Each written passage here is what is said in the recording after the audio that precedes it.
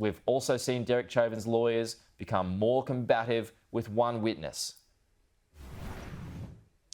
That's right, Pete. These witnesses are all people who witnessed the event on that day, and this has been a really key part of the prosecution case, is evoking that emotion. They began the trial by playing the full 9-minute video showing George Floyd's death, and even that's become a new development in this case, in that it was previously thought that Derek Chauvin had his knee on George Floyd's neck for 8 minutes and 46 seconds. These new videos that have been admitted show it was actually 9 minutes and 23 seconds. The witnesses we've heard from have said that they thought it was unusual. That's why the crowd gathered.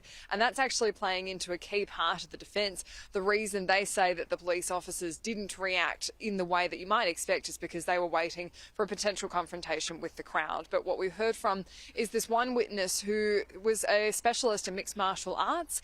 That's important because it gives the sense that he has an understanding about chokeholds and the implications that they can have. He's really been the most combative with the defence counsel, in that he's been very persistent about the idea that there was excessive use of police force, and has been quite confrontational with the defence counsel about his opinion. I see a man on the ground and I see a cop kneeling down on him. Was there anything about the scene that you didn't want your cousin to see? Yes. And what was that? A man terrified, scared, begging for his life.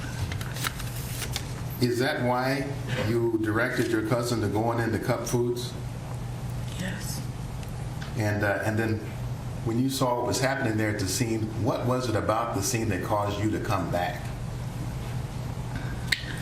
It wasn't right. He was suffering. That is correct. I did call the police on the police. Right. And why did you do that? Because I believe I witnessed a murder. Pete, the judges also allowed 4 different witnesses to give their evidence off camera because they're under the age of 18. They're moving through these quite quickly. It's very restricted who can get into the building to watch this case because of COVID-19 and also security concerns. There's pool reporters in there saying that there have been profuse note-taking among the jurors. There's 12 jurors, 2 alternates in case any of them drop out in the next 2 to 4 weeks of this trial that's expected to run. And then it's anyone's guess how long they'll be deliberating before we get a verdict in a case that's being watched closely right around the country.